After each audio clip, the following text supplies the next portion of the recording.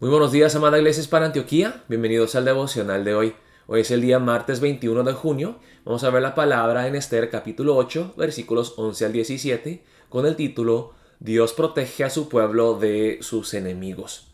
Dice la palabra empezando en el versículo 11, que el rey daba facultad a los judíos que estaban en todas las ciudades para que se reuniesen y estuviesen a la defensa de su vida, prontos a destruir y matar y acabar con toda fuerza armada del pueblo o provincia que viniese contra ellos, y aun sus niños y mujeres, y apoderarse de sus bienes, en un mismo día en todas las provincias del rey Asuero, en el día 13 del mes duodécimo, que es el mes de Adar. Vemos aquí cómo Dios protege a su pueblo, a los judíos, de los ataques de sus enemigos, justo en la fecha que dice el día 13 del mes duodécimo, que es el mes de Adar, la fecha en que el rey Asuero con su primer decreto le había dicho a la gente del imperio persa que podían atacar a los judíos. Entonces justo a tiempo se hace otro decreto nuevo. Ahora vimos en el pasaje de ayer que el decreto primero no se podía anular o retractar, pero se podía poner otro decreto en su lugar. ¿Para qué? Para proteger a los judíos. Y aquí está justificando el uso de la fuerza de los judíos para defenderse a ellos mismos. Ahora sabemos que hay una diferencia, ¿no?, entre lo que vemos aquí en el Antiguo Testamento y el Nuevo Testamento. Porque en el caso de Jesús, por ejemplo, cuando llegaron los soldados a prenderlo y Pedro sacó su espada, desenvainó la espada, Jesús le dijo: no meta esa espada en la vaina.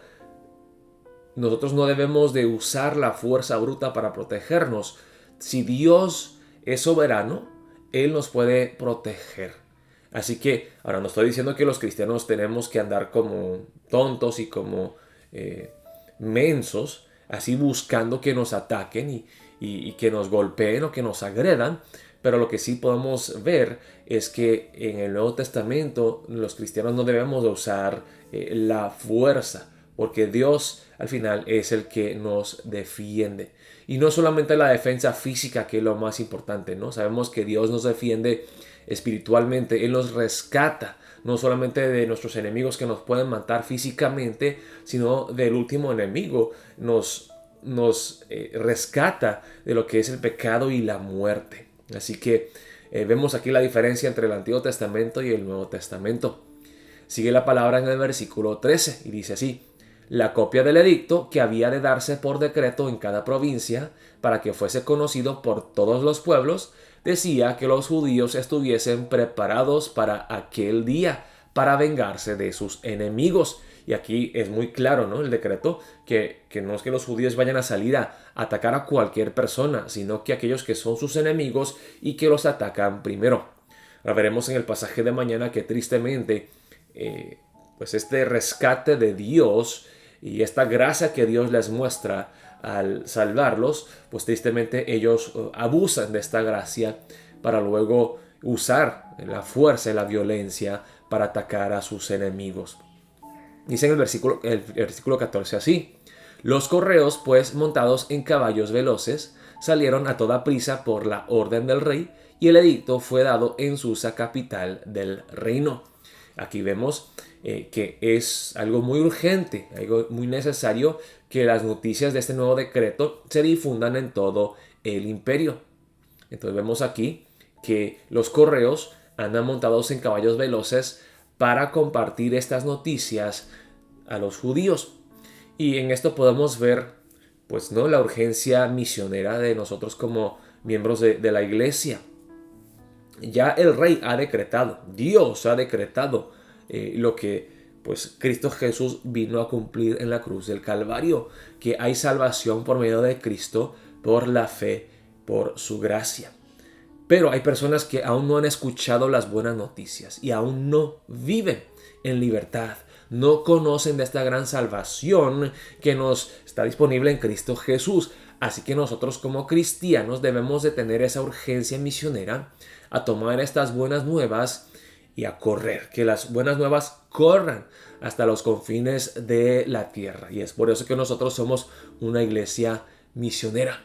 no hablando de un decreto que debemos de defendernos con nuestra fuerza y violencia, sino que Dios ya nos ha salvado en Cristo Jesús, nuestro Salvador.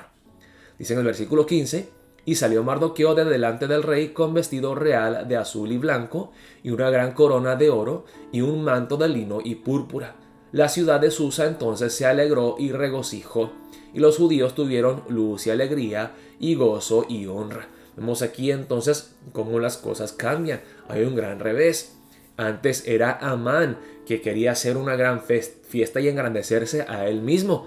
Ahora hay un hombre íntegro llamado Mardoqueo que teme a Dios, que ahora ha ascendido al poder. Y vemos aquí entonces que la ciudad de Susa se alegra y se regocija al ver que hay un hombre justo y recto. Vemos además, hermanos, que Mardoqueo, que hace unos capítulos anteriores estaba vestido de luto, estaba clamándole a Dios que los rescatara, ahora está vestido con un vestido real. Entonces vemos cómo Dios toma a su pueblo desde lo más bajo y Él los exalta en su tiempo. Y lo interesante, hermanos, es esto, de que en el pasaje de ayer, esto no lo comenté, pero se recalca el hecho de que Amán era agageo. ¿Qué significa eso? Agag era el nombre de los amalecitas, que si vemos en el libro de Éxodo capítulo 17, los judíos recién habían salido de Egipto, creo que era ya el tercer día, y llegaban cansados porque estaban caminando por una larga distancia. Y los amalecitas vienen y los agreden, los atacan. Entonces desde ese punto en adelante siempre hay una enemistad entre los judíos y los amalecitas. De hecho, el rey Saúl recibe un mandato de Dios de completamente destruir a los amalecitas, pero él no lo hace. ¿Por qué? Los saquea y él quiere la riqueza de ellos. El rey Saúl no le obedece a Dios y no destruye a los enemigos del pueblo de Dios. Ha pasado mucho tiempo, pero vemos aquí que finalmente Dios está dándole a su pueblo, a los judíos, la oportunidad una vez más de destruir a sus enemigos. Dios es el que da la venganza perfecta en su tiempo. Vemos en el versículo 17: y en cada provincia y en cada ciudad donde llegó el mandamiento del rey, los judíos tuvieron alegría y gozo, banquete y día de placer. Una vez más, un contraste entre el banquete de los judíos y los banquetes de Amán, que quería engrandecerse a él mismo. Y muchos de entre los pueblos de la tierra se hacían judíos, porque el temor de los judíos había caído sobre ellos. Esas palabras se parecen bastante a las palabras que vemos en los primeros libros del Antiguo Testamento, cuando Dios rescató a los judíos de Egipto. Entonces los pueblos aledaños empiezan a temer a los judíos porque Dios está con ellos. Dios los rescató de Egipto, Dios partió el Mar Rojo, o cuando llegan a la tierra prometida, ¿no? Y llegan los espías, y pues vemos en la palabra que habían personas que no eran étnicamente judías, pero que temían a Dios, porque veían el poder de Dios obrando para proteger a su pueblo, los judíos.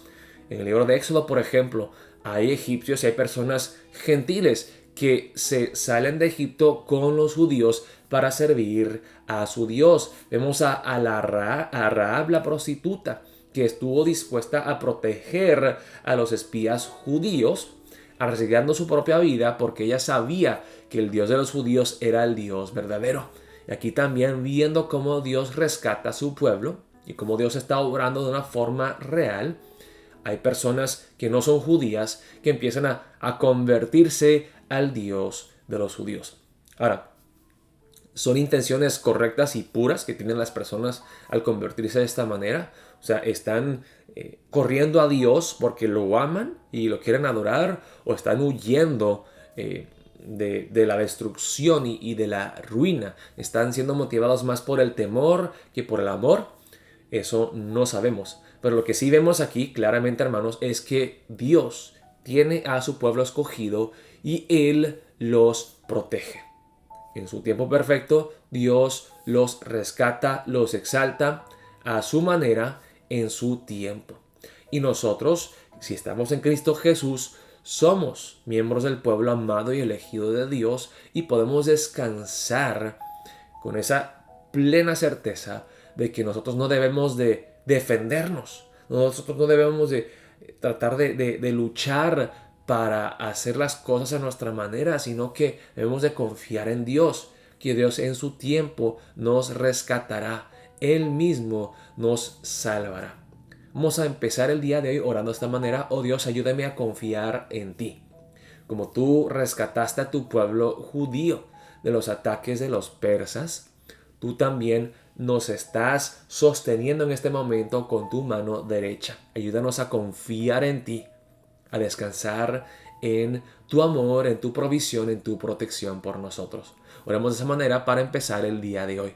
Dios los bendiga, amada Iglesia Hispana Antioquía. Oremos por el VBS que empieza hoy y espero verlos en el culto presencial a las 7:30 de la tarde.